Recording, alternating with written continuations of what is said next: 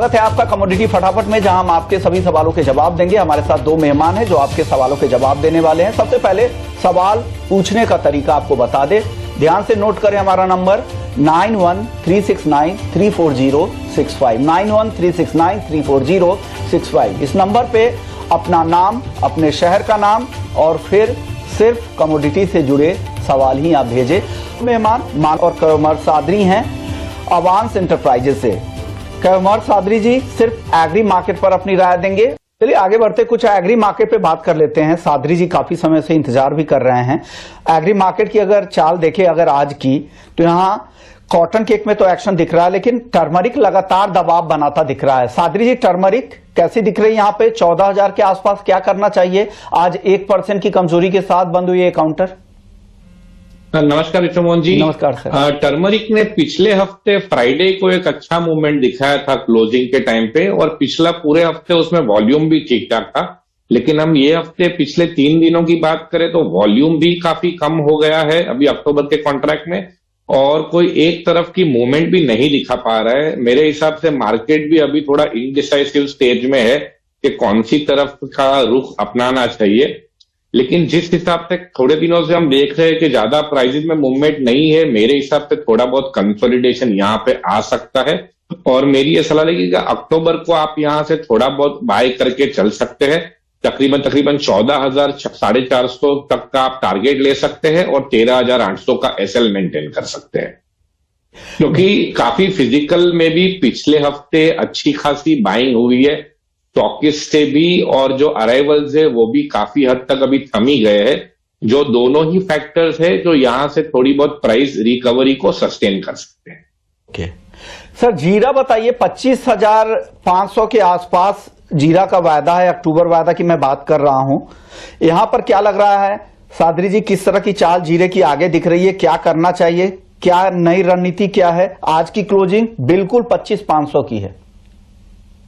विष्णुमोहन जी, जीरा पिछले 10 से 15 दिनों से मोरलेस 24,400 से लेके 25,500, मतलब 1,000 रुपए की रेंज में घूम रहा है, जो एक काफी टाइट ट्रेडिंग रेंज है। जरा भी अगर हम 25,800 आसपास के प्राइसेस देखते हैं तो वहां से सेलिंग आ जाती है, और 24,600 के आसपास जाता है तो थोड़ी बहुत बाइंग आ जाती है। अभी हम जैसे इंडिया में फेस्टिवल सीजन की तरफ अप्रोच कर रहे हैं, अगले महीने दशहरा फॉलोड बाय दिवाली, तो मेरे हिसाब से यहां से हम थोड़ी बहुत एक बार के लिए फेस्टिवल बाइंग या स्टॉक मार्केट में अक्यूमुलेशन देख सकते हैं। तो एक बार के लिए मोमेंटरी अगले 10-15 दिन के लिए मेरा ऐसा मानना है कि आप इन भावों से एक बार बाइंग कर सकते हैं 26,000 से 26,200 के लेवल्स के लिए, और स्टॉप लॉस मेंटेन करके चल सकते हैं 25,000 रुपए का।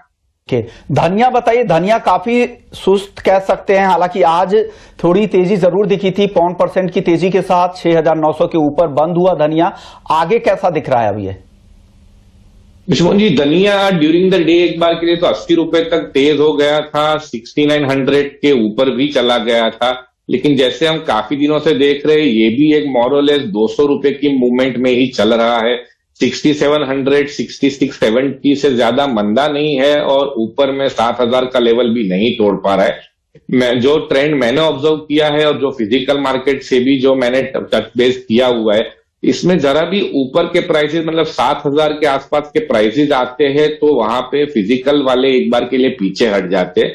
उसका मेन रीजन ये है कि ज्यादा एक्सपोर्ट में डिमांड नहीं है, और फिजिकल मार्केट में जो अराइवल्स है वो भी स्टेडी टू गुड कंसिडर कर सकते हैं।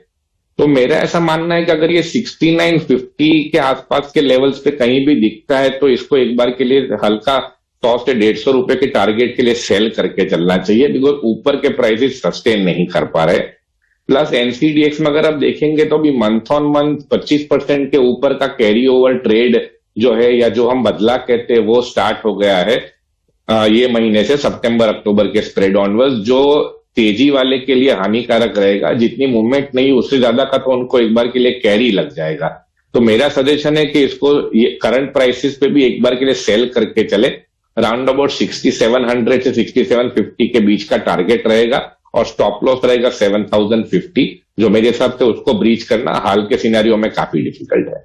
ओके सर, ग्वार सीड ग्वारगम बताइए, लंबे समय से सुस्ती दिख रही है, अब जो फसल को लेकर भी काफी अनसर्टेनिटी है, अलग अलग राय है, कहीं नुकसान की बात कह रहे हैं, कहीं पे अच्छी फसल की भी बातचीत कर रहे हैं। पीछे कई सारे लोगों से बात हुई, एक सर्वेयर से भी बात हुई, वो कह रहे थे कि इस बार फसल पिछले साल से कम रहेगी। आपकी रिपोर्ट क्या है ग्वार को लेकर, और भाव के हिसाब से आप क्या सलाह दे रहे हैं? विष्णु जी, मैं आपसे सहमत हूं कि ग्वार में काफी मिले जुले सेंटीमेंट्स आ रहे हैं। हम तकरीबन 10-15 दिनों से सुन रहे हैं कि थोड़ी बहुत जो है वो उसमें सोइंग कम है, पर मेरे हिसाब से वो मोर और लेस ऑफसेट हो जाएगी, क्योंकि जिस जिस एरिया में सोइंग हुई है वहां रेनफॉल काफी अच्छा हुआ है।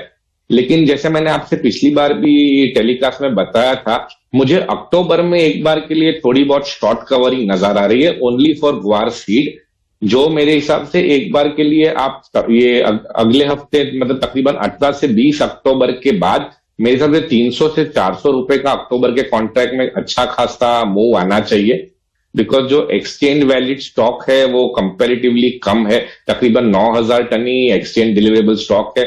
उसके सामने ओपन इंटरेस्ट जो है तकरीबन 58,000 के आसपास का है, जो एक बहुत अच्छा सिनेरियो है एक टेम्पररी शॉर्ट स्क्वीज के लिए, जिसमें सेलर्स एक बार के लिए अपना शॉर्ट पोजीशन कवर करने आ सकते हैं। ये सेम सिनेरियो हमने 2 दिन पहले कोकुड़ के सितंबर कॉन्ट्रैक्ट में भी देखा है। तो इस वजह से एटलीस्ट ग्वार सीड में अगले हफ्ते 10 दिन के लिए मेरी राय रहेगी कि आप यहां से उसको धीरे धीरे बाय पोजीशन बना सकते हैं, तकरीबन 5550 के लिए, और स्टॉप लॉस रहेगा 5220 से लेकर 5240 के पास। ओके, दर्शक की तरफ बढ़ते हैं। परवीन है पुणे से, ये हल्दी का आउटलुक जानना चाह रहे हैं। सादरी जी बताइए, हल्दी का आउटलुक कम शब्दों में इनको समझा दीजिए। सर, हल्दी एक बार के लिए करंट प्राइस से यहां से अगर आपको जितना 200-300 रुपए अगर घटता हुआ भी ये हफ्ते में नजर आ रहा है, तो मैं लो में इसको एक बार के लिए बाइंग की ही सलाह दूंगा। लेकिन जो भी आपका एंट्री पॉइंट हो 500 रुपए का अगर आपको टारगेट मिल जाता तो वहां से एक्सीड कर ले, ऊपर ज्यादा प्रॉफिट के लिए भी ना खड़े रहे। सर, एक दर्शक है तुअर पे पूछ रहे, तुअर आप ट्रैक करते हैं क्या सादरी जी? सर सॉरी, तुअर में हाल में नहीं ट्रैक कर रहा हूं। ओके, तो कोई बात नहीं है। चलिए अगले शुक्रिया माना सादरी जी आपका, आप लोगों ने वक्त निकाला और हमारे दर्शकों के सभी सवालों के जवाब दिए। चलिए कमोडिटी बराबर भी इतना ही, बाकी खबरों के लिए आप बने रहिए हमारे साथ। नमस्कार।